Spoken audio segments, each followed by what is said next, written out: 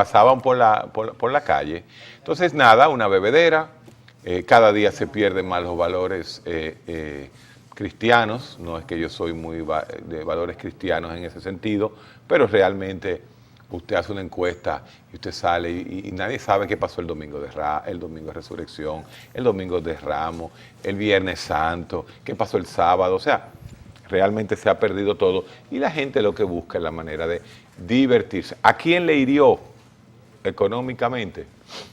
A la clase media, como Héctor, todo lo que sucede en este país. ¿Tú piensas que fue la clase media o es la clase media la que invierte más en la diversión en Semana Santa, o es el sector desposeído que hace, entre paréntesis, sacrificios para la diversión de la Semana Santa? Es que el desposeído no sale a ningún sitio. ¿Cómo va a Lo ser? más ¿Cómo que va a hizo ser, Héctor?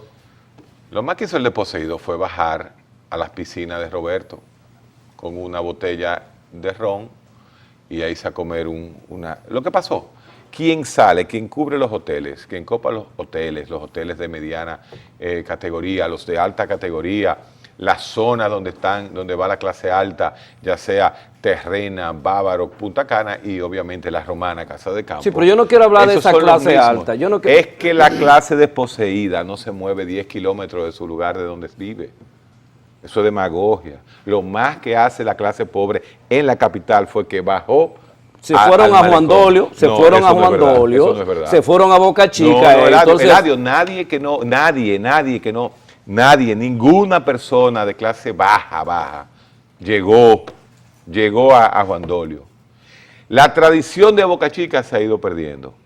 Que toman una guagua, un grupo de estudiantes jóvenes y se van a Boca Chica, pero la época de la Boca Chica, de una camioneta con 200, eso ha disminuido. En los pueblos es diferente, porque en los pueblos queda el río, o las playas si son zonas costeras como somos islas. O sea, tú puedes ver en Palenque, tú puedes ver en Najayo, tú puedes ver allá en San Rafael, gente pobre, muy pobre, pero no realmente en la capital. Entonces, ¿tú piensas que es la clase media baja y la clase media la que hace, la que pierde la vida, la que hace todo el sacrificio económico para divertirse en esta semana pasada? No, ¿O cuál es? Doctora Mauri García, usted vio al pobre en una playa, usted vio pasar, usted que tuvo, creo que fueron como 96 horas desde el jueves, viernes, sábado, domingo, viendo cómo se movía la gente en Semana Santa. Usted vio verdaderamente a ese pueblo pobre, paupérrimo. El paupérrimo no sale nunca. Mira, yo coincido con ambos en el siguiente sentido. La clase pobre un neurocirujano nunca puede compartir con un psicólogo que no se sabe dónde está. No, fíjate, buenos días a todos. Y ciertamente, como ustedes dicen, la clase pobre normalmente no tiene esos desplazamientos hacia los lugares de gran envergadura porque no tiene acceso a ellos. O sea, lo más que puede llegar el pueblo es a Boca Chica. O a Huivia. Y en Huivia donde estaba, pero sin embargo te puedo decir lo siguiente. Hicimos un gran esfuerzo de llevar una información. Eso todos los años. De la misma cantaleta orientación. Todos los años. Sí, sin embargo es necesario porque fíjate, claro que sí, el carreteo es necesario. Y sobre todo este tipo de información, porque mira, la cantidad de pacientes que nosotros vimos estadísticamente fue significativo la disminución a nivel de los hospitales el año pasado versus, a mí me tocó desafortunadamente, me ha tocado los 2 años, digo desafortunadamente porque es una pela.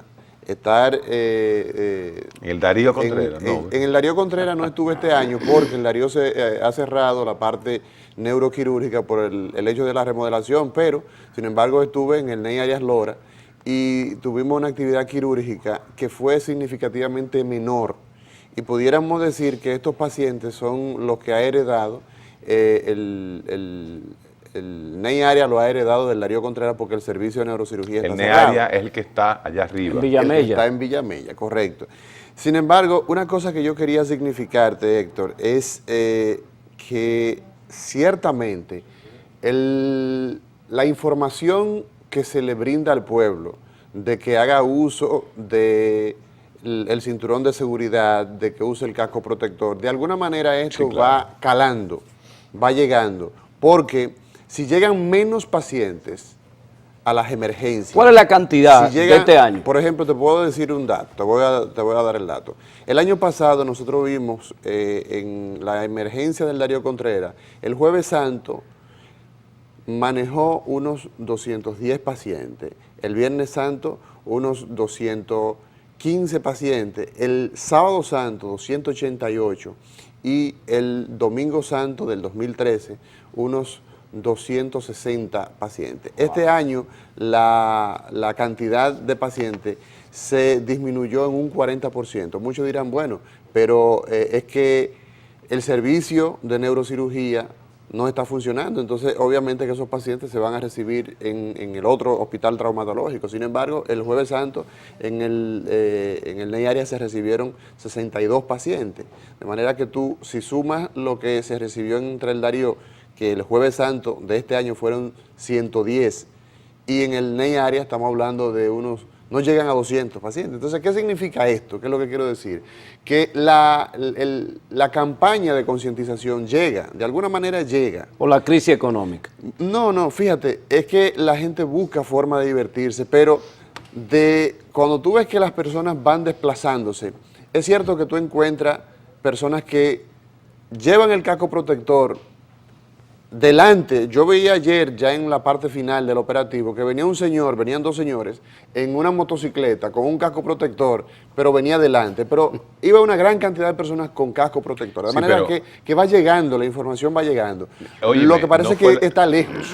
Amaury, no llegó ninguna información. Sí, Héctor, había más patrullas que paraban a los que tuviesen el casco. Porque hay una modalidad ahora. Creo que el cinturón, poco a poco la gente... Óyeme, se va acostumbrando al cinturón, pero realmente no es verdad que porque se haga una campaña de jueves a domingo va a cambiar el típico patrón irresponsable. Totalmente de acuerdo contigo. Patrón típico, irresponsable, maleducado e indolente del dominicano en la carretera.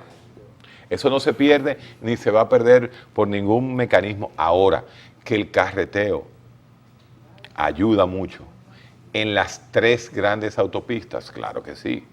Ahora, los accidentes eran en las interconexiones de los pueblos.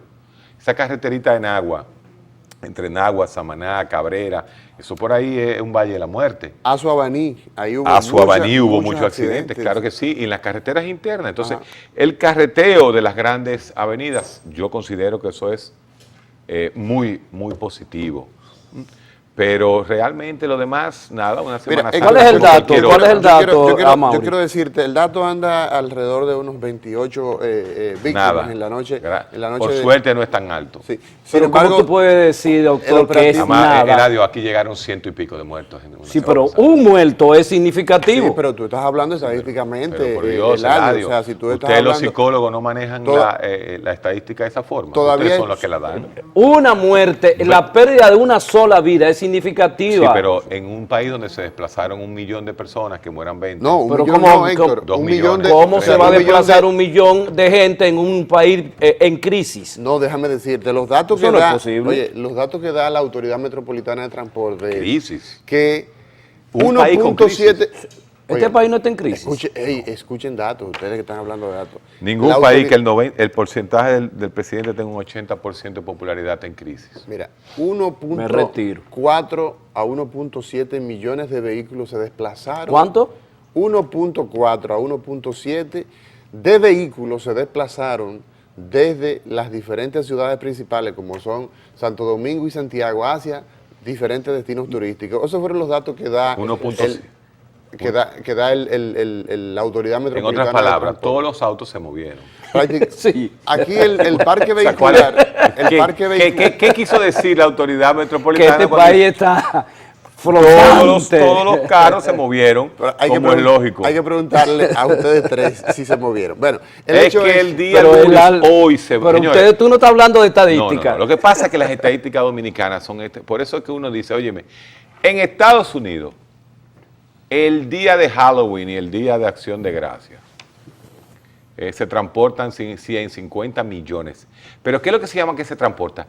Que tomaron carreteras o que tomaron aviones. Cruzaron un peaje. Pero hoy, señores, hoy, lunes, se está moviendo más carros que el Viernes Santo. Lo único que el Viernes Santo, la mayoría de los carros se movieron a una dirección. Exacto. Pero el movimiento, entonces, 20 muertos en un fin de semana donde se bebió como se bebió en la República Dominicana. Como si fuera gratis. No es, exactamente, no es una cifra escandalosa. Mira, por suerte, ¿no? Sí, Héctor, yo quería preguntarte algo. Mira, yo quiero que tú me analices como psiquiatra, Eladio, ustedes dos que son profesionales que se dedican a la conducta. Nosotros vimos un hecho que nos llenó de mucha consternación. ¿Quiénes somos nosotros? Los médicos que estuvimos atendiendo un caso que les voy a relatar.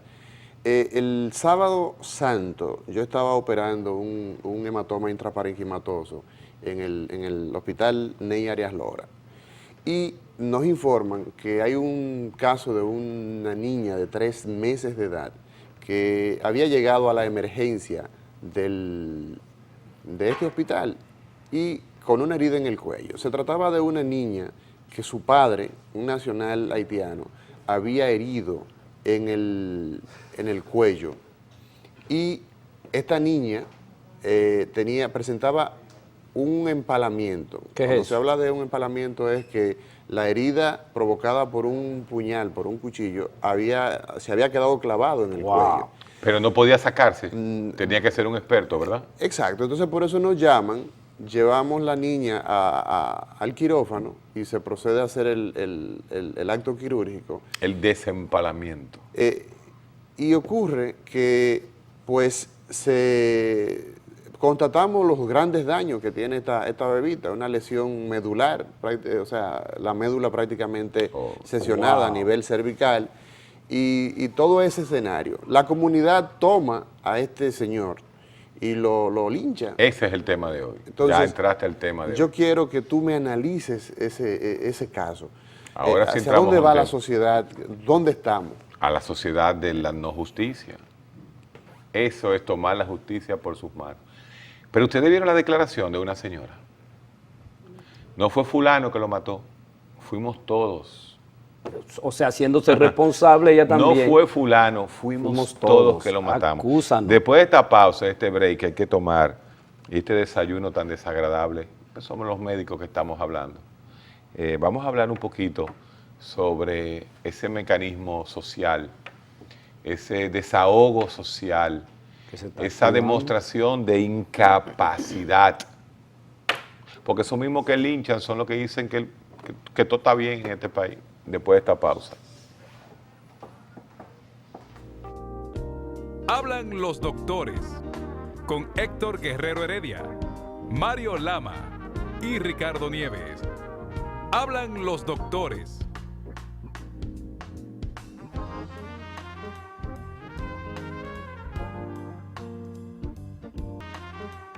Regresamos en Hablan los doctores.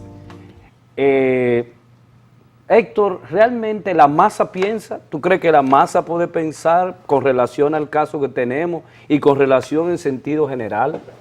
¿Puede la gente colectiva pensar? ¿Realmente piensa la gente? Bueno, la colectividad pierde el pensamiento individual, eso es parte de la psicología de masas y la psicología individual. La masa la rige una emoción, la masa la rige un resentimiento, o sea, ¿cómo Una indignación, podría decirse. Indignación, resentimiento, impotencia. Lo que más mueve la agresividad viene de la impotencia. O sea, la impotencia es lo que te lleva a ti al ser agresivo. El ser agresivo sale de la impotencia, de la frustración. ¿Cómo se explica que la gente más inteligente, la gente más sabia del mundo son los alemanes? ¿Cómo significa que todos los animales se pusieron a marchar al son de un esquizofrénico como era Hitler? No era un esquizofrénico realmente, pero era por ahí andaba. Una psicopatía de los viejos tiempos. O sea, ¿cómo diablos los alemanes siguieron a este hombre? La impotencia, el resentimiento contra el judío, fue lo que llevó a la crisis de Alemania en ese momento. Yo quiero que tú... Sí, pero ellos tradujeron una crisis económica, una crisis social, a un resentimiento social, a un sentimiento ya xenofóbico. de Había xenofobia en el ¿Y comportamiento. cómo podemos Lo traducir mismo eso? que pasó con el linchamiento. Ok. Pero, Cuando linchen a un dominicano, entonces yo consideraré ese linchamiento un linchamiento social típico, tradicional, de falta de justicia, de falta de poder.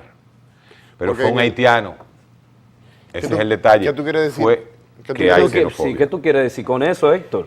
Que en este país suceden cientos de casos tan traumáticos y aborrecibles como la del apuñalamiento de esa niña, y aquí no linchan a nadie. No, pero espérate. Pero Héctor. fue al haitiano que lincharon. Es que si usted va a analizar internacionalmente lo que fue este linchamiento, la variable que más va a afectar el análisis psiquiátrico, psicológico, social del caso es el hecho de que era un haitiano, era un nacional haitiano. Cuando usted oye la gente hablar y usted oye a esa señora que dice que nos lleven a todos presos porque fuimos entre todos que lo matamos, no fue él solo, fuimos todos. Esa señora está hablando con el empoderamiento de que tiene una cédula dominicana, de que no dice perejil. Señores, esto es un contexto social, esto es de la desembocadura, y poco ha pasado en este país. Cuando nosotros tenemos estos generadores de odio. Bueno, aquí mismo. Aquí hay una serie de programas de generadores de odio nada más, que han vivido de generar ese odio y ese nacionalismo. De promover un nacionalismo, un nacionalismo barato. A falso. ultranza, ¿verdad? Por eso andan como un 500 guardaespaldas.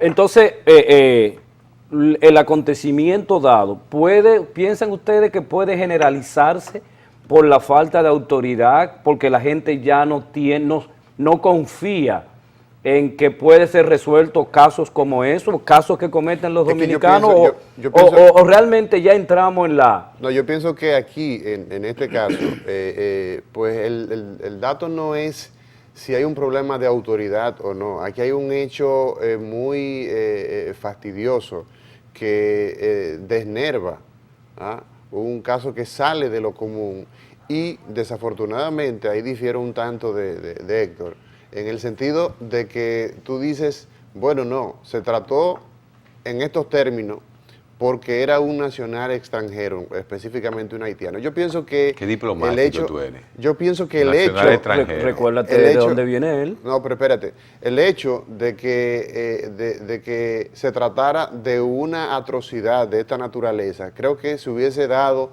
igual que fuera un haitiano, que fuera un dominicano, que fuera un norteamericano, que fuera quien fuera, No, no es porque verdad. se trataba de una víctima de apenas 3 meses. Este es un pueblo ¿entiendes? que aguanta todo. Sí, pero Este es un pueblo de Calié. tú estás hablando de Este un es crimen. pueblo, este es un pueblo que no tiene esa capacidad, por Mira, Dios. Héctor. Eso fue un linchamiento xenofóbico. Xenofóbico. Calle Porque- 13 Claro habla de que, eso, ¿eh? claro, que surge debido de un acto abominable, porque el acto es un acto, óyeme, es un acto abominable, Pero eso es lo que yo pero quiero- en un haitiano, en este país se comete, en cada barrio de este país se comete una atrocidad de ese tipo semanalmente. Entonces, se empoderó un dominicano frente a un acto abominable porque aprovechó, era un haitiano. y aprovechó la situación. Mira, no fue que la aprovechó, porque entonces- en la mente, en la psiquis del dominicano no estábamos esperando que un haitiano haga algo para justiciarlo, pero en el inconsciente, cuando esa horda comienza a buscar ¿Esa a qué, esa Héctor? horda, esa gleba, ese pueblo enardecido, no hay cosa que enardezca más a un pueblo que apabullar y abusar. No, pero fíjate, Porque no se enardece ni a buscar a lo del palacio, no. Es al más pobre, señores. Eso es psicología social 101. Y más xenofobia 101. Aquí la xenofobia no es una xenofobia de color. El negro implica pobreza. Y ese es el verdadero. Nosotros no tenemos más problema con el haitiano, porque en el fondo sabemos que el haitiano es un infeliz. El haitiano es un infeliz. Pero cuando usted Y comienza... un explotado también. Bueno, pero cuando tú entras en el otro término, el haitiano nos invadió, que nosotros fuimos, la independencia fue de los haitianos, que el ejército haitiano cortó cabezas en todo ese sur y arrasó por el sur en su retirada hacia el oeste. Entonces las cosas cambian. Entonces nosotros tenemos ese inconsciente, pero no hay dudas que el pez grande se come al chiquito. Y eso es un típico mecanismo de linchamiento por abuso. Eso no es un linchamiento por indignación. Pero también realmente. aquí hay un elemento también que quiero significarle a ustedes. ¿Qué piensan en relación al fenómeno de la agresión de género? Les digo esto porque en el caso específico que estamos tratando en el día de hoy, esa pareja de esposos habían tenido una relación afectiva. Había una disputa entre el caballero y la madre de esta bebita, y esa agresión que se da contra ese ser más débil o esos seres más débiles puede ser también... Se desplazó hacia la niña, ¿tú quieres decir? No, definitivamente, sí, pero claro. Además, esa violencia de género y esa campaña que existe en estos momentos en contra de la violencia de género es también un elemento que pudo hacer posible este linchamiento, este fenómeno de agresión en masa. Te voy a dar un dato. A ver. Este es uno de los países donde más homicidios ocurren. Estamos entre los 3 primeros. En todo lo malo usted va a ver dominicano metido en el medio. No lo diga así, hombre. Tenemos cosas pendientes, pero ¿cuál? no diga eso. Analfabetismo, homicidio, mortalidad materna. Ha disminuido el analfabetismo. Sí, pero todavía seguimos líderes, no te preocupes. Que así como disminuye aquí, también disminuye en Haití. Déjate de moradizar mi comentario, que sabemos por dónde tú vienes. Óyeme, este país... Dice a Mauri que esto es científico. Este país hay más homicidios que la media. Sin embargo, no hay... O sea, los homicidios sobrepasan a los feminicidios a nivel mundial. Entonces... Pero por mucho. Sin embargo, la campaña y el cliché que hay es contra el crimen de la mujer. Pero ¿y quién habla del crimen de los hombres en un país donde la tasa de homicidio es la más alta de Latinoamérica? Y decir Latinoamérica es decir el mundo. Pero si analizamos el caso individual del crimen, sí tenemos que hablar de desplazamiento de esa rabia. Eso es típico. Vamos a herir lo que más tú quieres, en ese caso. Y el hombre pierde lo que se llama el estado transitorio de locura. Tiene que haber locura, tiene que haber alcohol en el medio, tiene que haber celo, la pasión que presentimiento anterior acumulado. Diríamos que el celo es posiblemente la causa. Fíjate que los crímenes pasionales, la mayoría de estos crímenes tienen ¿Qué es lo que un origen media? pasional. ¿Qué es lo que media? La amígdala, ¿no?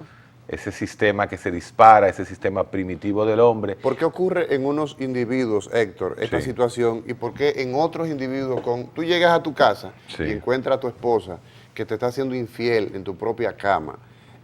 ¿Por qué tú actúas de una manera diferente y tenemos otro individuo que agarra, toma el cuchillo o toma la pistola y comete el hecho criminal ante una situación, ante la misma situación? ¿Y por qué tú aseguras que yo no voy a hacer lo mismo? No, la pregunta es... Me vea más civilizado. La pregunta es al psiquiatra. Que piensa con el cerebro nuevo. Deja tu ego. No estamos hablando de lo neocortical, sino estamos hablando de Pero tú estás prejuiciándome. No, estoy planteando un hecho y dos salidas diferentes. Genética. ¿Qué hace que un individuo ante una misma situación actúe de una manera frente a otro? Cuando tú abres un cerebro, tú como neurocirujano, tú ves exactamente las mismas estructuras en cada cerebro que tú abres. Fíjate, en términos general sí, pero la diferencia. Pero existen diferencias. Entonces, así como hay diferencias morfológicas, así como hay diferencias anátomo-morfológicas, también existen diferencias anátomo-fisiológicas. El funcionamiento del órgano cambia dependiendo de su forma, de su estructura y de la información genética que recoge la fisiología. En otras palabras, la predisposición genética a ser agresivo obviamente va a influir en el acto. Tú puedes tener 2 personas que le pasa lo mismo y reaccionan de manera diferente por la predisposición biológica. Yo creo que ahí la parte biológica juega un rol preponderante. La sociedad- y la reacción individual. Y la sociedad Pero también nos empuja a tener una conducta determinada ante un hecho. influye en nuestro comportamiento y de hecho... Ese haitiano no está influenciado por ninguna sociedad. ¿Qué sociedad puede tener un infeliz que trabaja el día entero para comer Y que no tiene país. y no tiene país, no sabe dónde vive, no habla el idioma? Por Dios, nosotros no influimos en ese haitiano. El medio, la radio, la televisión no influye. Ahí influye un mecanismo instintivo animal que lleva a todo ser humano. O sea, Primitivo. no necesariamente los irracionales son menos agresivos o más agresivos que los racionales, pero en ese caso es un puro caso de celo patológico en un momento dado en una persona que posiblemente estaba borracha. Pero esa es la parte, como decía, la parte individual, el hecho individual. A mí me gusta hablar del hecho de lo social, la respuesta del pueblo, que es lo que le llamamos, es el linchamiento que ¿Es sucedió. reproducible ese linchamiento? Sí. Yo pienso que sí. Sí. Yo pienso que sí. Yo pienso que si nosotros definitivamente no hacemos la política de prevención a la población en términos de elementos fundamentales que el pueblo debe tener, nosotros vamos a estar en esas condiciones. Se van a empezar a reproducir acontecimientos como ese, y no va a ser solamente de haitianos, también va a ser de dominicanos porque ya ha pasado. Recuerden ustedes, Pero acuérdate de esto. pero recuerden ustedes, Lo que está permíteme dándole la decir vuelta esto. al mundo, lo que le está dando la vuelta al mundo ahora es que en República Dominicana están linchando Sí, haitianos. porque ese es el elemento ese sí, mercadológico. Eso es No, lo que eso se no es dice. elemento mercadológico. Sí, nosotros Es tenemos que una ese- campaña, óyeme, nosotros tenemos una campaña, Héctor. Es el elemento una campaña- sociológico más preponderante, que fue a un extranjero que mataron. Ah, bueno, en ese aspecto sí, pero si lo analizas, detrás de eso, ¿por qué existe ese boom de que fue a un extranjero el que Por la lincharon? situación. Es por la situación Claro. que tenemos a nivel internacional. O sea, Claro. nuestros países que deben asumir el padrinaje de esta nación tan vilipendiada, esta nación tan maltratada y que fue saqueada por estas potencias, como el caso de Francia y como el caso de Estados Unidos, como el caso de los países europeos que hicieron de Haití lo que Pero los culpables Los somos Estados Unidos nosotros. Los Estados Unidos no han saqueado Haití. Déjate de bueno, eso. si tú analizas Deja tu odio, yanqui. No, yo no tengo ningún odio yanqui. Lo que quiero significar es que Haití es una responsabilidad de los países poderosos que hicieron de Haití lo que es hoy. Y entonces Eso es los haitianos paternalismo, no tienen ninguna es función paternalismo. para cambiar su propio estado. O sea, yo no puedo entender eso. No lo entiendas si te quieres quedar en esa posición, pero Haití es Pero producto- ¿dónde está la responsabilidad de ese pueblo?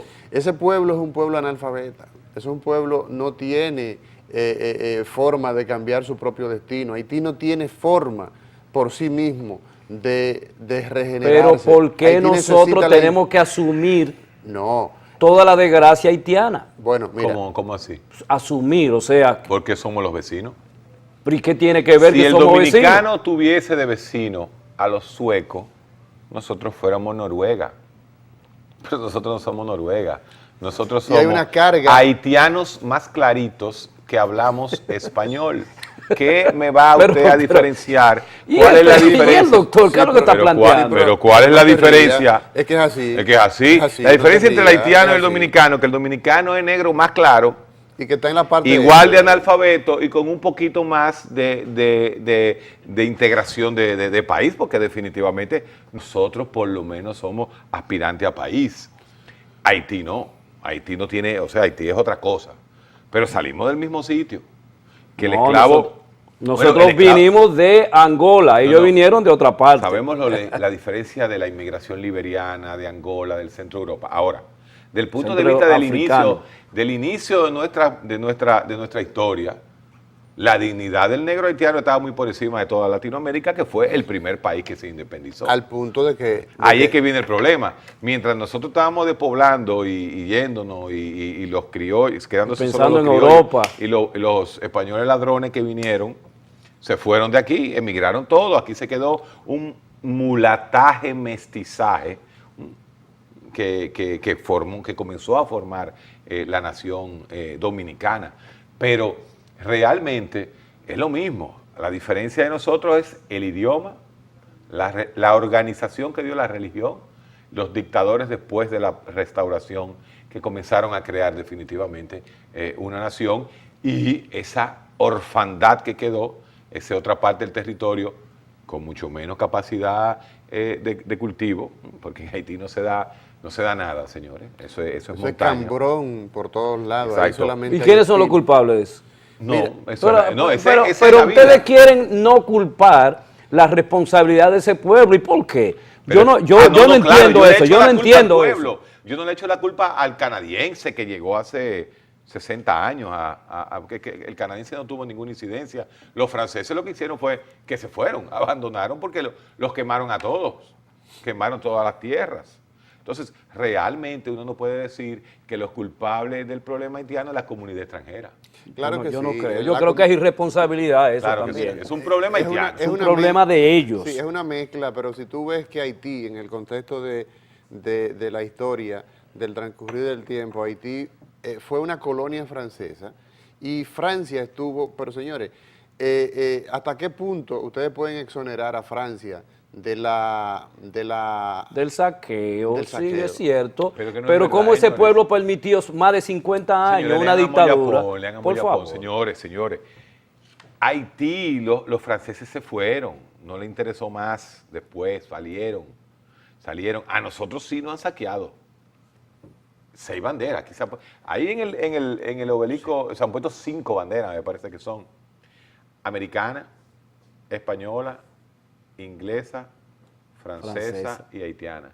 5 banderas se han izado. Aquí sí es verdad que le han dado, que no han invadido. No han dado duro. Exacto. Nos salvamos de penhibenables hasta por unos cangrejos que salen ahí en el sur, por la zona de Jaina y Jarabacoa.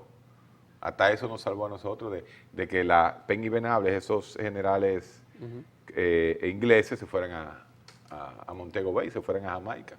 Hasta de eso, hasta los cangrejos nos han ayudado a nosotros en este país.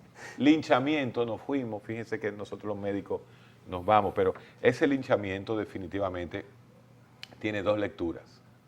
Y esto es lo más importante en el tema de hoy, del plano de vista del médico, vista del psiquiatra y vista del psicólogo. Fíjense que aquí tenemos la visión del cirujano, vamos a llamarle así, que es el doctor Amaury García, como neurocirujano, la visión más psicosocial, el aspecto psicosocial, a través de Eladio Hernández, pasado presidente del Colegio Dominicano de Psicólogos, y la parte mía, que está en el medio, médico que se encarga de salud mental.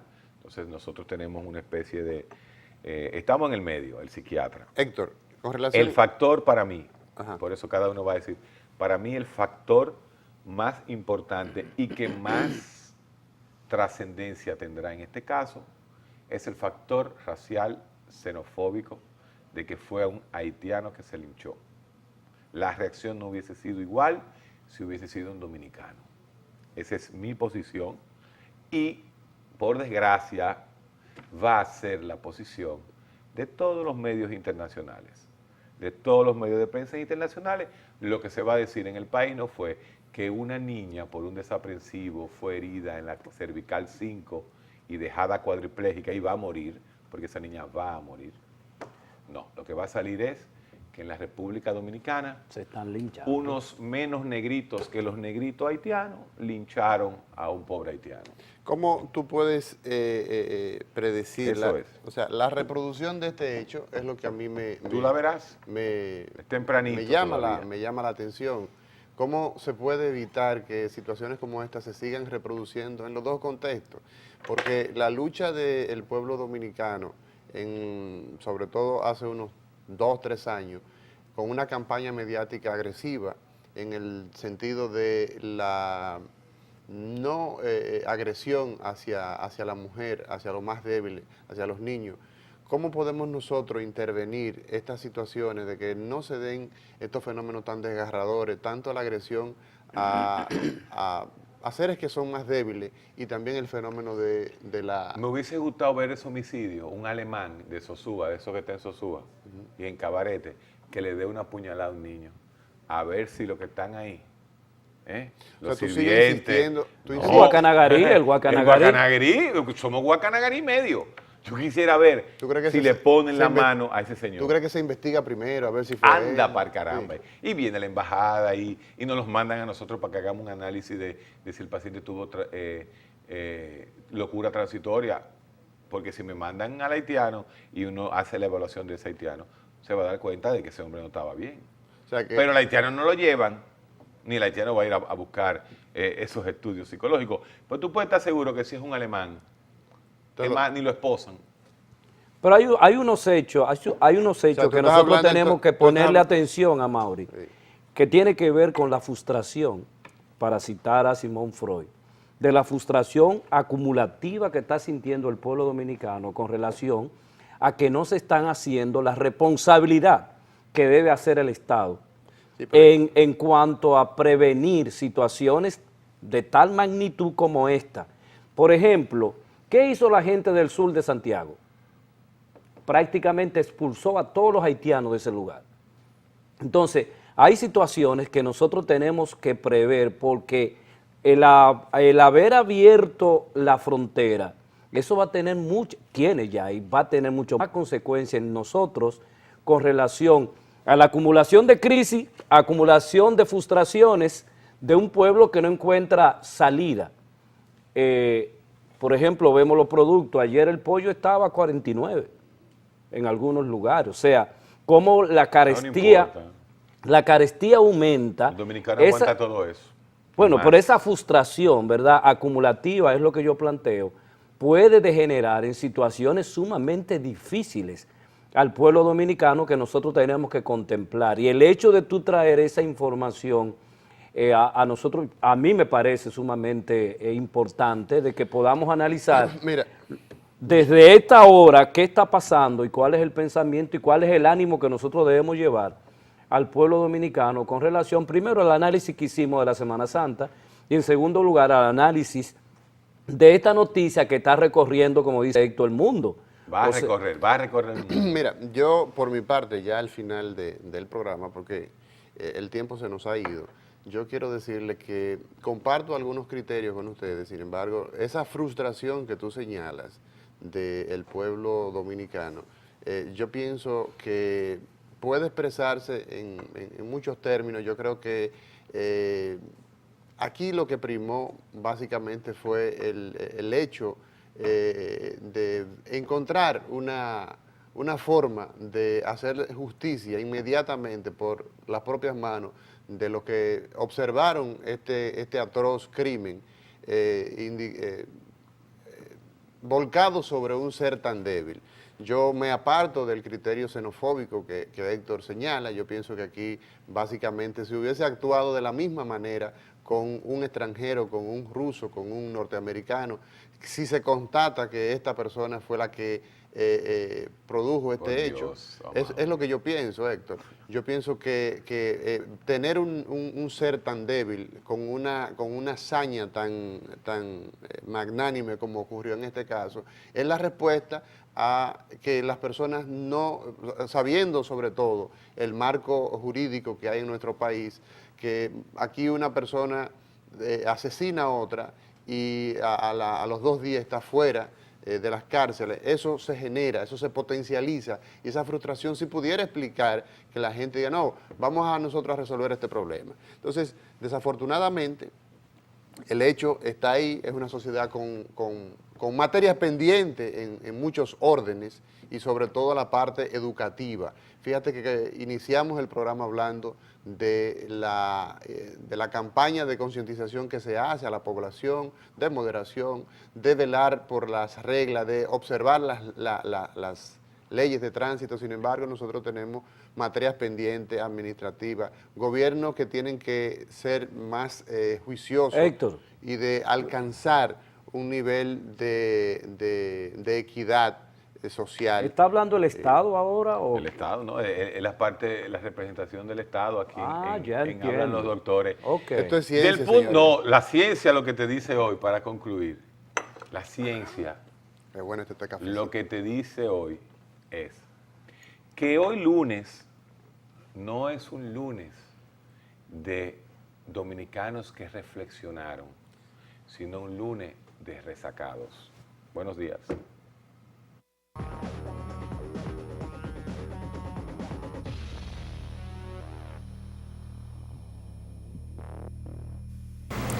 Muy buenos días, amigas y amigos, y seguimos aquí en lo que pasó ya esta semana, luego de una Semana Santa, la cual fue de reflexión para muchos y de diversión para otros. ¿Cómo se sienten, Gabriela, Teresalina?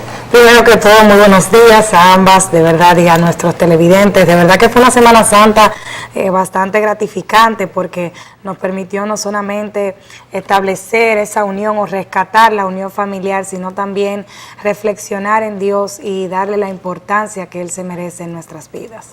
Bueno, buenos días, chicas. Durante toda esta semana, como siempre, como es típico de Semana Santa, vimos el flujo de vehículos saliendo de la ciudad. Los balnearios llenos de personas, a pesar de que cerraron unos 150, me parece, por motivos de seguridad. Pero al final, al igual que toda la Semana Santa, por lo menos en lo personal, lo pasé recogido con mi familia y armonizando toda la parte espiritual. Y se comió mucha habichuela con dulce. Sí, pero destacar que, por ejemplo, las autoridades en el tema de la seguridad realmente fue un operativo que se esparció en el territorio nacional y se vio que hay una voluntad de que esto opere y que realmente las vidas de las personas pues estén lo mejor cuidadas posibles y sobre todo ayudar al ciudadano a prever situaciones en las cuales no prevé, o sea, valga la redundancia, no prevé que se puedan presentar, pero sí son muy frecuentes en estos días, que son los temas de los accidentes y eso. Sí, claro, ese es incluso una de las partes más importantes, de que a pesar de que en este año se duplicó la seguridad y todo eso, es la falta de formación de las personas en el tema de su propia seguridad. Claro. Al final somos nosotros los que nos causamos muchos de los accidentes que ocurren en estas épocas. Sí. Sí, bueno, ya entrando en economía, el día de hoy tenemos temas muy interesantes para ustedes y vamos a empezar hablando acerca de lo que es la formalidad de las empresas en la economía, para lo cual Gabriela nos tiene un tópico muy, muy interesante. Sí, bueno, y es que últimamente se ha tocado el tema del miedo que existe sobre los costos impositivos a la hora de formalizarse, y es que las pequeñas, medianas y microempresas, sobre todo, tienen deseo de formalizarse, tienen un poco de miedo, se encuentran en la encrucijada de que esto le presenta nuevos retos, ya que muchos de sus homólogos de otras pequeñas empresas que ofrecen sus mismos productos no se formalizan porque no quieren pagar impuestos o evaden impuestos. Y entonces las que sí desean formalizarse tienen el problema de que todo esto de la formalización conlleva costos, conlleva tiempo. Cuando una empresa se formaliza, a su vez quiere decir que tiene que formalizar, por así decirlo, a sus trabajadores. Y esto genera un sinnúmero de costos y contratiempos que al final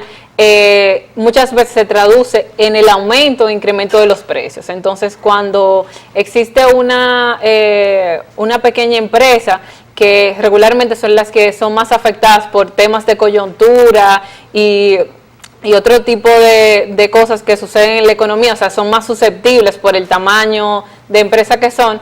Cuando aumentan los precios y una empresa muy cercana a ellos lo mantiene estable, ellos pueden interpretar de que pierden clientela y efectivamente en el corto plazo, claro, eso es lo que pasaría. Según lo que se recoge en el índice de Doing Business, que es la facilidad con que se puede hacer negocio en la República Dominicana, nuestro país se encuentra en el lugar 116 de 185. Sí. Y es que hay muchos factores que implican que nuestro país se encuentre en este lugar.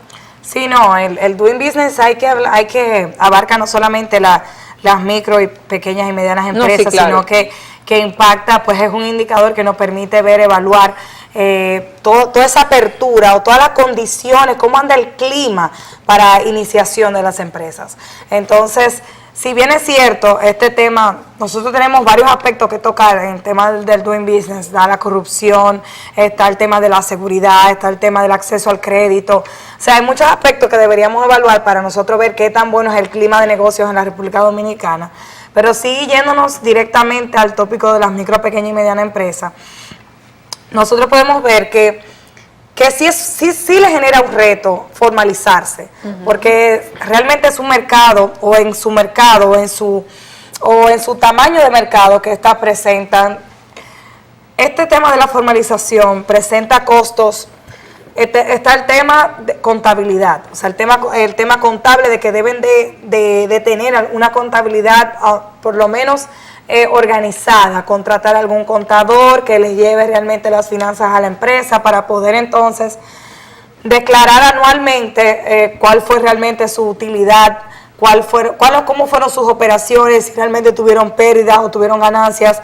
Entonces, por un lado, eso le genera costos. También en el tema de la competencia, como bien decía Gabriela, pues cuando tú te formalizas, tú lamentablemente tienes que trasladarle esos costos de formalizarte a tus consumidores. Entonces, cuando esa diferencia en precios, entonces que vas a tener tú formalizado y los precios que va a tener aquel negocio que todavía permanece informal, pues le va a quitar clientela al negocio, que es lo que ellos también destacan como una debilidad del tema de la formalización. También para sus trabajadores, formalizar a sus trabajadores también genera también costos asociados también a los costos de la empresa. Entonces, vemos aquí 3 debilidades con el tema de la formalización. No, y que también a fin de año tienes que pagar el impuesto sobre el beneficio. Exactamente, eso me refería al principio. Entonces, tú primero vas a tener que crear en tu negocio una cultura de organización contable, es decir, contratar a un contador que te lleve tus finanzas. Vas a tener también en segundo grado lo que tú decías, que va a ser el reporte anual de impuestos, que también se le va a adicionar a ese costo de formalizarse. Y en tercer lugar, vas a tener que formalizar a tus empleados y vas a tener que también colaborar con el tema del seguro familiar de salud y el tema de las pensiones, una proporción más, el tema de las cesantías, todo el tema del código laboral, o sea, de los beneficios asociados al trabajador formal. Entonces, son 3 aspectos que si vemos en ese renglón en específico de las micro, pequeñas y medianas empresas, les afecta. Claro, otro aspecto muy importante y muy relevante para las pymes es también la falta muchas veces de formación de quienes la conforman, porque usualmente las pymes surgen como una alternativa de negocio de una ama de casa o de alguien cabeza de una familia que quiere independizarse, ya sea del empleo tradicional o ya sea porque no tiene un empleo y no tiene ninguna otra alternativa. ¿Qué pasa? Cuando esa persona tiene ese pequeño negocio, es como dice Teresa Lina, tienen que contratar a un contable, pero ¿cómo puede una persona que tiene un negocio mínimamente y que no conoce, no sabe cómo, por ejemplo, formalizarse, cómo llenar los impuestos, cómo hacer todo ese papeleo, y quizás esa falta de apoyo, eso genera un costo que no necesariamente es económico, pero es un costo de tiempo, de oportunidad también, porque no poseen la información necesaria, y también eso incrementa los costos de estas pequeñas empresas. Cabe destacar que también, a pesar de los esfuerzos que hay ahora en la actualidad del gobierno por formalizar las MIPYMES y de integrarlas a lo que es el sistema de compras y de contrataciones públicas, es un reto por lo mismo, porque las pymes se resisten a que las regulen, porque dicen, de lo poquito que gano, ¿por qué tengo que pagar impuestos si es un negocio para subsistir? Entonces está todo ese tema, sí, que muy bien que lo capta el estudio de Doing Business, que no es más que un índice que mide qué tan fácil o qué tan difícil es hacer negocios en un país, tanto para los miembros de ese país como para empresas extranjeras. Y ese índice recoge todas esas trabas y burocracia, sí, que existen actualmente en nuestro sistema, tanto tributario como legal, y para la conformación de estas empresas. Claro que si bien no solamente afectan a las MIPYMES, sino a todas las empresas que se quieren desarrollar, claro, afectan en mayor proporción a las MIPYMES, porque son las más vulnerables en ese sentido y a las que estos costos y el tiempo que se le debe dedicar a todos estos procesos les afecta mucho más, ya que por eso existen muchas opiniones sobre el estímulo que se le quiso dar al sector de las MIPYMES. Perdón que te interrumpa, pero para seguir en esa idea, la parte también que se nos ha escapado, la parte de financiamiento. Recuerden también que las pymes, como tienen mucha debilidad para acceder al crédito, el crédito, las tasas de intereses que ellos reciben muchas veces en mercados informales, que no es necesariamente en los bancos, hace que sus costos sean aún mucho más altos que los de una empresa grande que ya tiene un historial de crédito y que puede recibir tasas preferenciales también. Claro. Eso es muy, muy importante. Claro que en sí. tema de Eso costos. es otro costo todavía que se le adiciona al tema de las pymes. Claro, por ejemplo, durante ese gobierno se ha dado mucha apertura y se ha estimulado bastante el sector de las MIPYMES. Pero ahí, o sea, en ese mismo aspecto, donde tú destacas que el sector de las MIPYMES. Bueno, no el sector, yo creo sino que ese pequeño grupito no, de yo las creo que ese MIPYMEs. tema vamos a discutirlo más a profundidad después de la pausa, señores, no se muevan.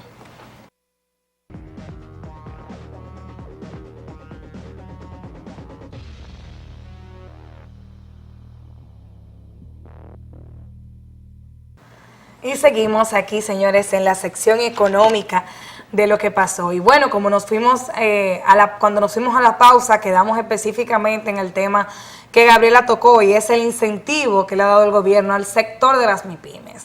Y es ahí donde va mi reflexión. Yo entiendo que un gobierno debe de especificar cuáles son los sectores que va a motorizar a través de sus políticas públicas. Es decir, si yo quiero directamente incentivar la agricultura, si quiero incentivar el turismo, si quiero incentivar las comunicaciones en caso de zonas francas. Por ejemplo, yo primero defino cuáles son los sectores en los cuales voy a dirigir mi política, y dentro de esos sectores entonces me voy a tamaños específicos de empresas.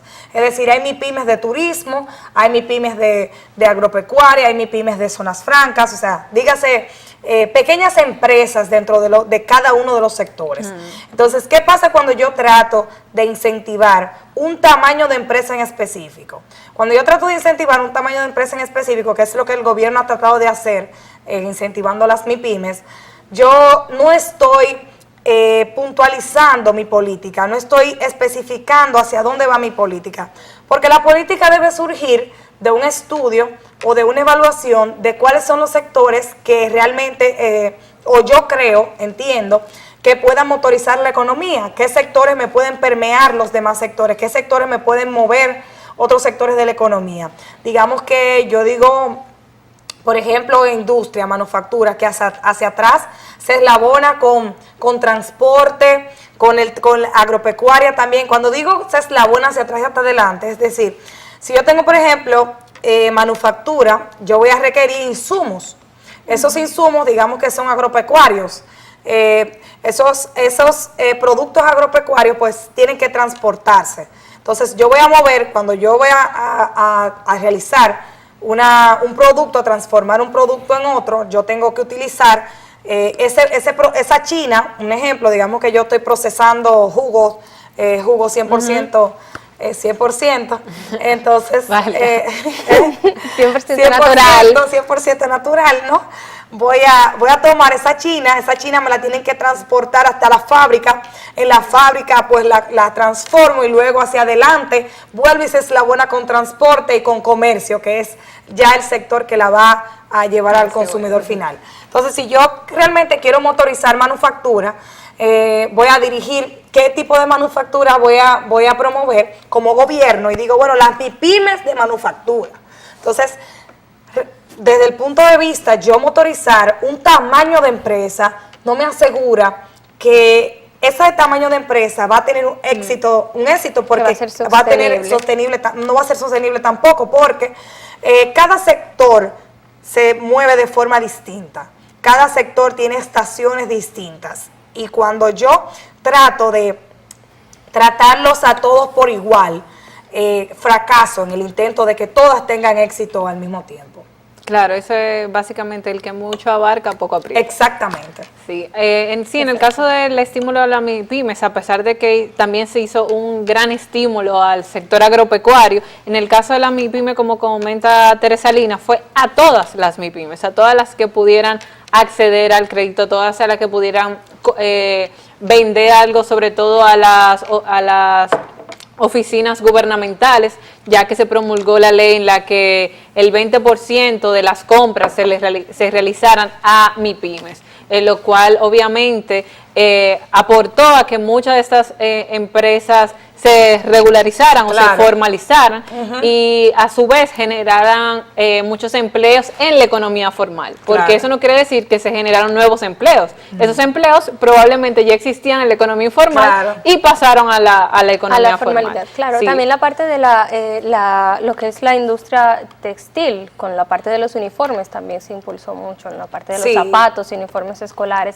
Creo que ahí se hizo un buen trabajo de mi parte, eso lo considero. Una de las ventajas que debemos dar a conocer como Estado, y que la DGI debe ser uno de los mayores promotores de este tipo de información, es precisamente las ventajas que tiene formalizarse para una empresa. Y como bien destacaba Gabriela, una de las ventajas que tiene formalizarse es específicamente ser proveedor del Estado. Si una empresa pequeña, pues obviamente solamente realiza, digamos que sea productora de butacas, ¿no? Produce butacas, yo voy a tener que de hacer 5 sillas al mes de una butaca que se le dañe a un colegio privado o de ventas que puedan surgir de manera aleatoria, voy a tener que el gobierno me va a requerir, qué sé yo, 200 butacas, qué sé yo, 1000 butacas para equipar en una región, para equipar las escuelas en una región en específico.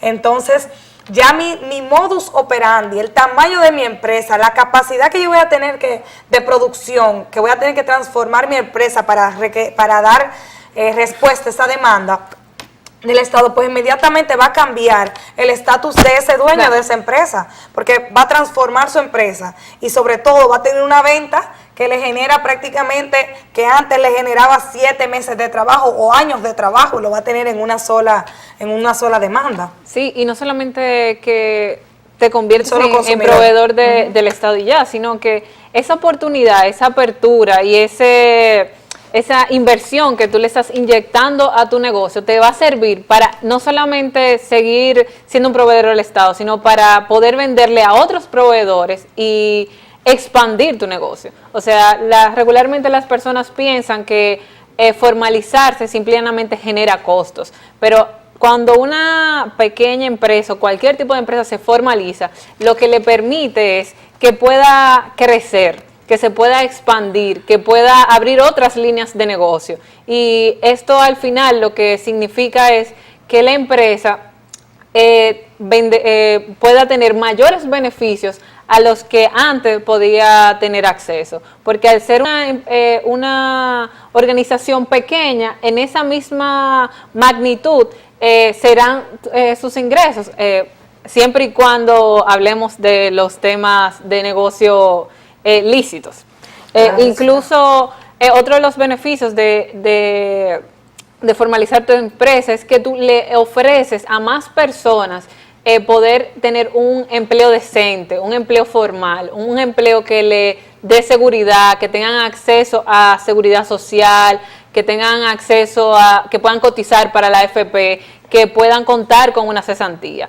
Actualmente el sector informal genera el 58% de los empleos, lo cual quiere decir que hay bastante cantidad de personas que no tienen acceso a la seguridad social. Hay una brecha muy grande. Sí, totalmente. Entonces, cuando tú te formalizas, tú contigo beneficias a un sinnúmero de personas y es mejor acercarse a la formalidad que no acercarse a la formalidad. Yo sé que todavía en nuestro país estamos dando los primeros pasos en muchos de los procesos.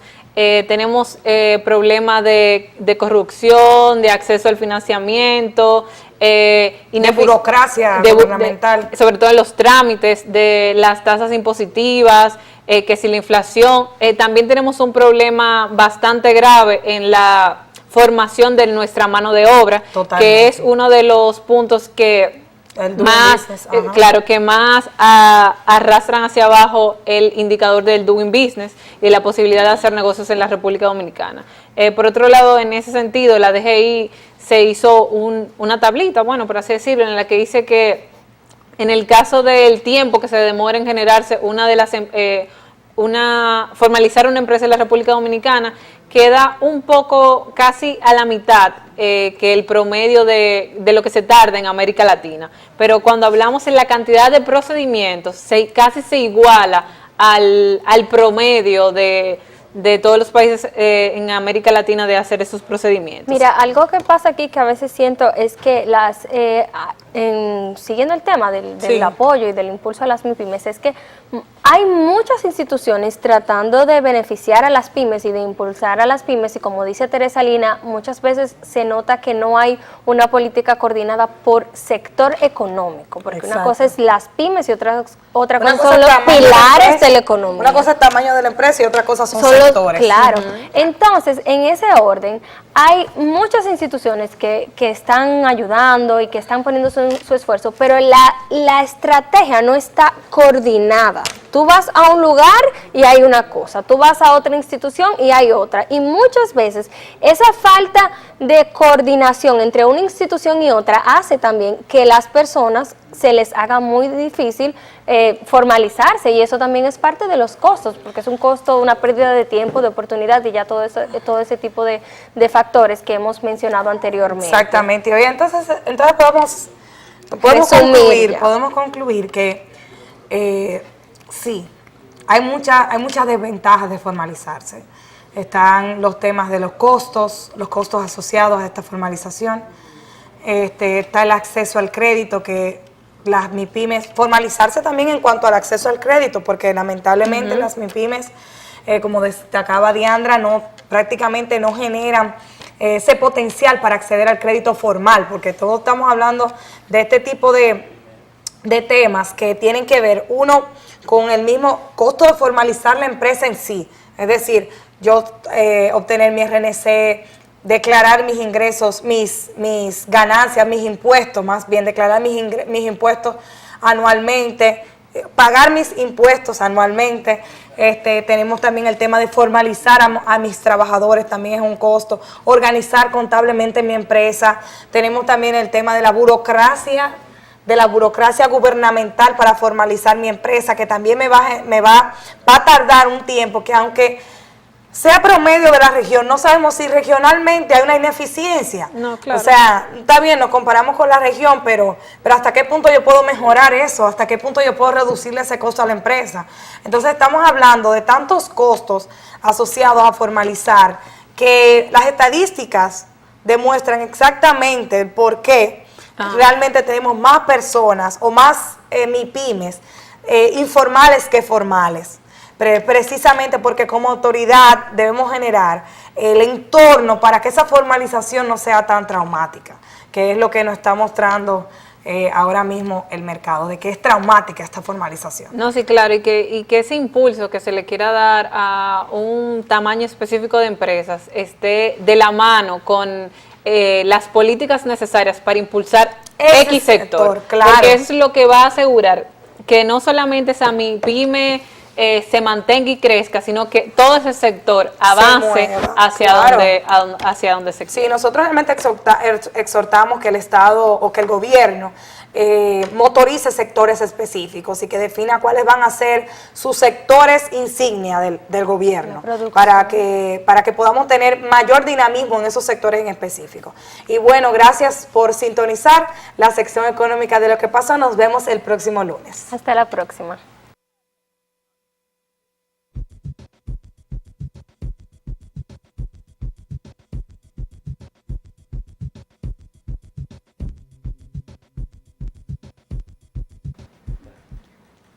Saludos señores, aquí estamos ya en De Domingo a Domingo, Domingo Contreras y un servidor Domingo Páez, como cada semana para conversar con ustedes y entre nosotros sobre temas diversos. Hoy domingo nos toca hablar de los idos, Abril debe haber sido el mes del año que más canciones se le han hecho. Acuérdate de abril, que el mes, y también abril, por su propia naturaleza en el año, las flores. Es un mes de la primavera. La primavera. Es una etapa de ebullición de la naturaleza que obviamente termina repercutiendo en la conducta humana, y por eso, Exacto. en especial también en nuestros lugares, en especial en la República Dominicana, abril es un mes enclavado profundamente en la historia dominicana. Digamos que es un mes de poetas, es un mes de poetas y rebeldes. Y rebeldes, Sí. sí, también rebeldes, en República Dominicana es rebelde. Pero este abril, para Latinoamérica, es un abril de luto. Quienes habitualmente le cantan abril, ¿verdad? Sufrieron un golpe contundente, la muerte de Cheo Feliciano, Sonia Silvestre, Gabriel García Márquez, quienes escudriñan los encantos de la naturaleza para convertirlos en palabras que tienen sonido o que tienen tanta belleza que hasta con el silencio despiertan emociones. Yo digo que García Márquez nos devolvió una dimensión tan importante en el sentido de que nuestras realidades, el cuento de nuestros abuelos, desde que te salía un muerto, o el coco o el cuco. O toda aquella historia enclavada en mucha parte mitológica y misteriosa de nuestra cultura ancestral, taína, en el caso nuestra indígena, africana, de toda esa mezcla. García Márquez le dio una dimensión de esa magia que no se sabía si era real, y que ya muchos de los niños, las nuevas generaciones no la viven, pero los que nacieron más apegados al mundo rural, porque toda aquella historia de García Márquez son del mundo rural latinoamericano, son de la ruralidad, fíjate que, o de la construcción de pueblo perdido en esa el precapitalismo que todavía no había logrado sacar al hombre de la casa, sacar al hombre del entorno pequeño, o sea, de la casa y el sembradío, ¿verdad? Y entonces esa grandeza de convertir el hecho particular en universal, de convertir el cuento, la historia, el relato de la vida cotidiana del hombre latinoamericano en ese pequeño predio, en ese pequeño lugar, que relató en el caso de 100 años de soledad, porque ya... Mucho tiempo después, frente al pelotón de fusilamiento, el coronel Aureliano Buendía recordaría cuando su padre lo llevó a conocer el hielo. Yo decía a alguien comentándole sobre ese personaje mágico de doña Úrsula, que vio pasar su propio féretro frente a su casa. Es decir, yo dije, bueno, ahora le toca a García Márquez acompañar a doña Úrsula en ese paso hacia la eternidad, porque indudablemente que en el caso particular de este personaje inmenso, y todas sus historias, porque uno... Y lógico lo de doña Úrsula, la vida giraba alrededor de la madre en esa época del precapitalismo, no giraba alrededor del padre que probablemente andaba en la montonera peleando o andaba soñando, como en el caso de José Arcadio Buendía, que siempre anduvo soñando. La que tenía los pies sobre la tierra era la madre, la que sabía lo que le ocurría a la pancita de cada uno de los muchachitos, de los niños, era la madre. No, y que también en esa historia guerrera de esos momentos, muchas familias se quedaban sin el padre, porque los hombres iban a la guerra, los hombres se exponían a diversas situaciones. Y la violencia era parte de la cultura intensa. De hecho, en la vida se ha demostrado, las mujeres tienen una vida más prolongada que los hombres, pero los peligros a los que los hombres estaban expuestos en una época donde la guerra era parte, o una serie de enfermedades que eran más propias para los hombres, más destructivas, por su estilo de vida de ese entonces, siempre la viudez era una posibilidad de una madre criando a una prole prolongada de hijos. Así es. En la que tenía que hacer uso de herramientas poderosas para poder terminar la crianza en situaciones y contextos sumamente difíciles. De hecho, José Arcadio Buendía era un homicida. Sí, porque ellos llegan a Macondo después que él mata a un hombre, porque supuestamente él no había sido capaz de consumar el matrimonio, el apareamiento. Y entonces eso se convirtió en una comidilla y bueno, y lo compararon con el gallo, que cuando él gana la pelea, a ver si él puede hacerle el favor a tu mujer. Y ahí el tipo fue y buscó la lanza y se la clavó en el pecho al tipo, al otro. Fíjate que cada historia de esa era una historia que tú la podías vivir en particular en cualquiera de nuestra comunidad. Cada vez que uno leía una historia le ponía un nombre en su lugar particular de la ruralidad dominicana. Yo leyendo a Plinio Apuleyo Mendoza, en una entrevista que le hizo a García Márquez, después terminaron enemigos ellos, recuerdo que García Márquez decía, bueno, a mí me han escrito cartas de todo el mundo, hasta insultándome, porque yo supuestamente he estado narrando la vida de la familia de quien me escribía la carta. Y recordaba muy particularmente, hasta una rusa me escribió una carta insultándome, porque yo estaba narrando la vida de su familia ahí en... Bueno, por eso ese movimiento, como tú dices. Ese movimiento se llamó realismo mágico. Sí. Es decir, era parte de esa realidad. Y uno, estamos navegando, pero cualquiera de los libros, El amor en tiempo del cólera, sí. El coronel... La triste historia de la Cándida Heréndira y su abuela desalmada, el coronel no tiene quien le escriba, cualquiera, sí. Hasta la historia de un náufrago, Bueno, mira, y aquí entonces Cheo Feliciano y Sonia Silvestre. Sonia Silvestre, que tuvo la particularidad de que no solamente fue una cantante al amor o a los elementos fundamentales de la cultura dominicana, sino que también fue una militante de la causa del cambio, de las causas revolucionarias en determinado momento. Decía Juan T.H. El viernes, el sábado que fue el día que ella murió, estábamos haciendo una transmisión de la cadena, durante la cadena de la Z, decía que Sonia Silvestre estuvo en 7 días con el pueblo como parte de una agrupación a la que ella pertenecía. Sí, y después siempre estuvo en los espacios de reclamos de libertad. Yo le conocí en ese mundo universitario, en esa relación con la nueva trova cubana, en esa línea de compromiso. De hecho, fíjate, toda esa interpretación que ella hizo de un grupo de poetas dominicanos, sí. Que son canciones inolvidables, que fue llevarla a la voz de Sonia Silvestre, fue espectacular, toda aquella pléyade de poetas dominicanos, y así, el mismo fenómeno de la bachata, que sí. Sonia, Víctor, Juan Luis Guerras, le dieron otra dimensión. La bachata pertenecía a otro mundo, a otra subcultura dominicana. Ellos fueron el puente para que se convirtiera en lo que se ha convertido hoy. Claro, ya hoy se convirtió en una expresión de la dominicanidad. Pero antes, la bachata, me imagino, como el merengue, antes de ganarse su oficialidad dentro de la dominicanidad, pasaron por ser expresiones marginales, populares, pero marginales de los grupos de poder. Claro. De la aristocracia, de lo que se consideraba élite social. De la élite social. Sin embargo,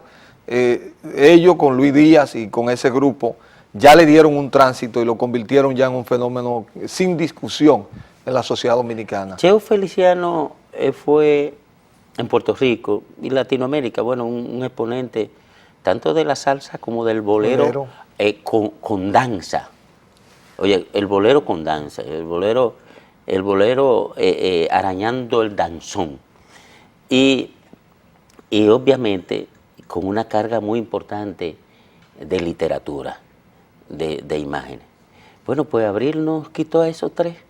Pero yo creo que son tres latinoamericanos que ojalá que la vida de cada ser humano pase por la posibilidad de que su paso pueda marcar una huella tan importante. Estos tres son de esas figuras que enriquecen enriquecen y llenan de orgullo la posibilidad de la vida en unas tierras que en sus momentos se tornaban tan difíciles para poder dar el grito de libertad, y ellos tres fueron una expresión de literatura, libertad, realismo mágico. Acuérdate de Abril. La tarde está llorando y es Yo por ti. Vámonos a la pausa, venimos ahorita, rápidamente.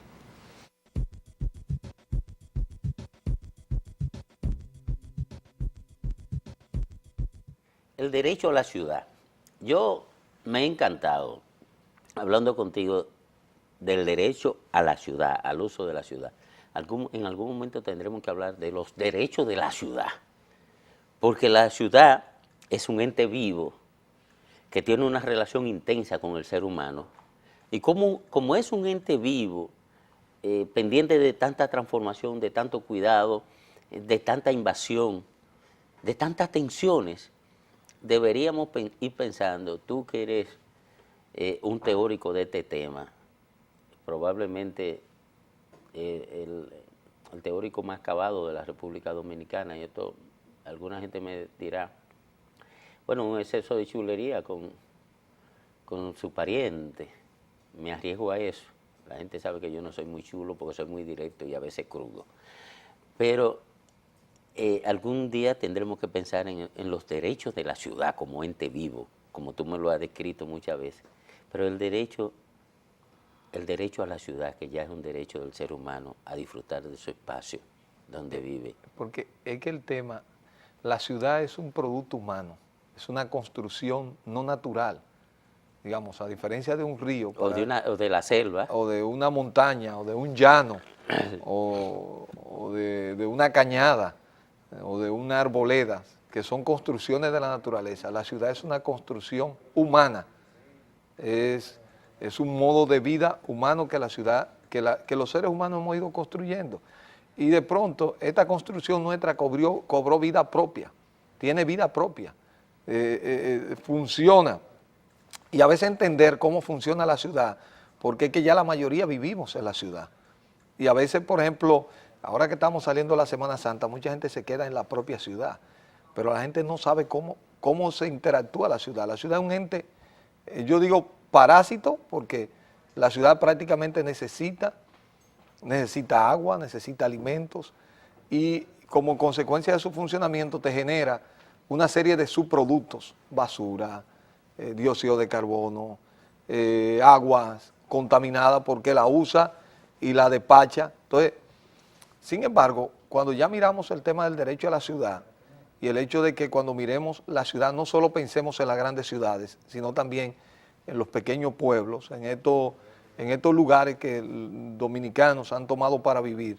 Y yo digo, por ejemplo, fíjate este fenómeno del lago Enriquillo, en particular con Boca Cachón, una comunidad que el lago se fue extendiendo y fue cobrando espacio, le fue quitando espacio a ganado, a agricultura, pero también quitó espacio donde la gente vivía.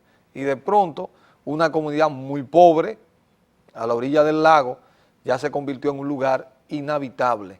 Y yo creo que ha representado una oportunidad para mostrar cómo transformar, cómo hacer nacer una nueva comunidad con las condiciones apropiadas. Y cómo entonces reivindicar el derecho que tienen esos dominicanos del sur profundo de vivir en una ciudad a su escala, en un medio semirural, pero con los servicios que requiere una ciudad, pero tomando en cuenta también sus características culturales, de tener un patio para tener un predio donde sembrar, desafiándolo a que tengan nuevo modo de vida, con el manejo, por ejemplo, de la basura, con abonera, para utilizar su propio desperdicio para sus propias actividades productivas dentro de la comunidad, el nacimiento de una comunidad con las infraestructuras, servicios médicos apropiados, escuela técnica con tanda extendida, para que los muchachos de esa comunidad tengan en la escuela un centro de formación y participación, es decir, lo que uno aspiraría tengan el resto de las comunidades del país, no importa su nivel socioeconómico, es decir, que la riqueza que hemos generado como país pueda servir para encontrar fórmulas que permitan si se quiere, relanzar nuestras ciudades, hacer programas de renovación urbana, reinsertar dentro de estos sistemas de construcción. Y yo me gustaría, por ejemplo, hay experiencias como la de Favela Barrio en Brasil, Colombia, México. Traerla aquí. Traerla aquí. Son realizables, ya nosotros mismos hemos creado los mecanismos y tenemos los flujos financieros con los fondos de pensiones y la fórmula de, digamos, de las asociaciones de ahorros y préstamos para nosotros poder no solo tener un nuevo Boca Cachón, sino tener, inclusive por iniciativa no solo del gobierno como una donación a esta familia, sino en varios mecanismos mixtos que permitan también la participación responsable de estas comunidades para hacer nacer muchos nuevos Boca Cachón. Pero hay que felicitar al gobierno y al presidente Medina por esta iniciativa de generar un derecho a la ciudad. Y un modelo de intervención del Estado para construir espacio vivible, pero valga la repetición, un modelo de intervención del Estado.